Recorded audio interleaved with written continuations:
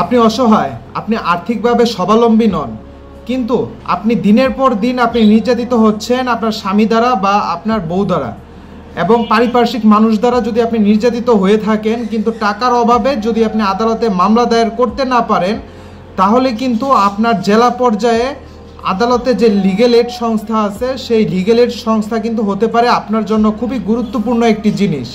যদি আপনার কাছে টাকা পয়সা না থাকে, যেমন আপনি যদি আদালতে মামলা দায়ের করেন, তাহলে কিন্তু সেই মামলা চালানো অবশ্যই একটু ব্যয়বহুল। আইনজীবীকে মামলা দিতে হবে, আর অন্যান্য জায়গায় বিভিন্নভাবে টাকা খরচ করতে হয়।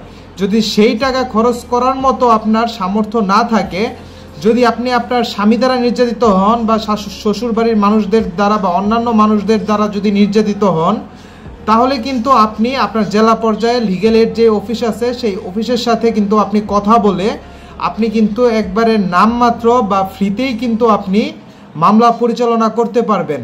তারা কিন্তু হতদরিদ্র এবং গরিব মানুষদের পাশে দাঁড়ায়। আবারও বলি, এভাবে কিন্তু আপনারা মামলা পরিচালনা করতে পারেন, কিন্তু সেই মামলাগুলা একটু দেরি হয়, একটু সময় বহুল লাগে, অনেক সময়ের ব্যাপার। আপনি সাধারণত একজন আইনজীবীর মাধ্যমে যত তাড়াতাড়ি আপনি মামলাটা পরিচালনা করেন, লিগ্যাল এইডে কিন্তু একটু সময় সাপেক্ষ ব্যাপার, কারণ আপনি ফ্রিতে করতেছেন, জিনিসটা আপনাকে একটু বুঝতে হবে, কিন্তু অনেক সময় ওইটা থেকে কিন্তু ভালো আশানুরূপ ফল কিন্তু পাওয়া যায়। যে কোনো আইনি পরামর্শের জন্য আমার সাথে যোগাযোগ করবেন।